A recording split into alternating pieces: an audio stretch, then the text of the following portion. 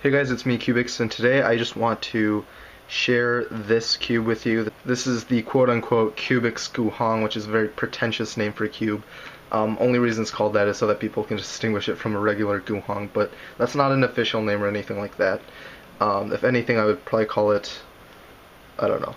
But anyway, this is an overview rather than a review because as right now you can't buy this cube, but a lot of people have been asking about the mods that I've done to it and how it turns anyway, so I am just going to go over it as if it's a review, but not. You'll see what I mean.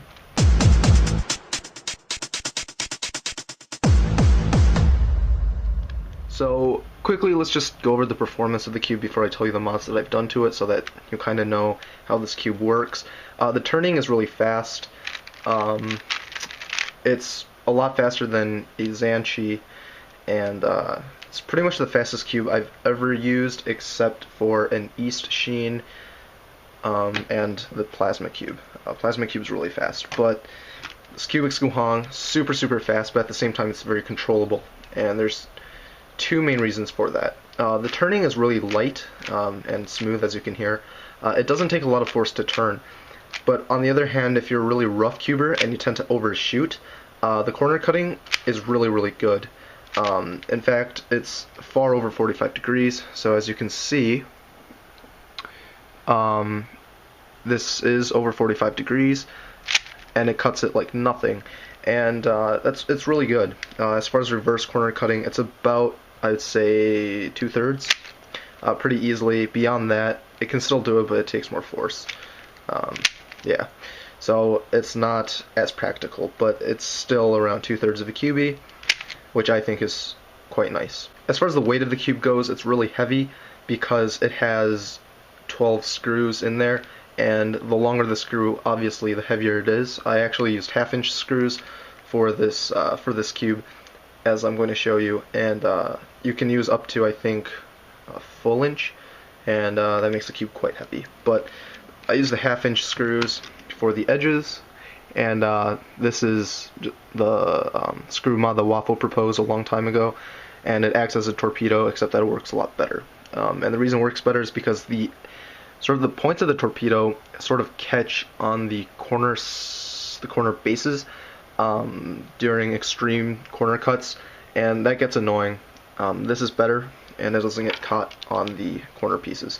So that's actually pretty much the performance of the cube. Right now, I'm going to talk about the mods that I've done, and I will quickly also discuss why I did all the mods that I did. So let's first go over the edge piece. Obviously, I did the screw mod right here, and to do that, all I did was I took a Dremel to drill a hole in the edge piece, and I just stuck a screw in there, and this is a regular machine screw. I forget the size, but if you check out my screw mod video that you can find on my channel, I tell you exactly how I did this. And besides that, I did the 48 point edge mod. Not all that well, to be honest, but I got rid of the ridge that causes that slight click. The other mod that I did was at this base, it's a little bit sharper, but now it's rounded a little bit more, and the reason for that, it doesn't really improve the performance of the cube as much as it does just decrease the clicks. And the reason it would click at all is because of the centerpiece, which is ribbed, and by curving that, it gets rid of the click. Not too many mods were done to the corner piece. In fact, I didn't even scrape away the sharp part right here, although I could have. The mods that I did, one of them was this. You can see how the border of this corner base is actually sanded away, and that's to make room for the screw so that it doesn't catch and it can just glide around in there. Focusing issues. But yeah, you can see how it's less glossy right there.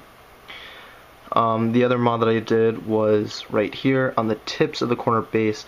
I rounded that off, and really not necessary, but it kind of just improves the overall smoothness and flow of the puzzle.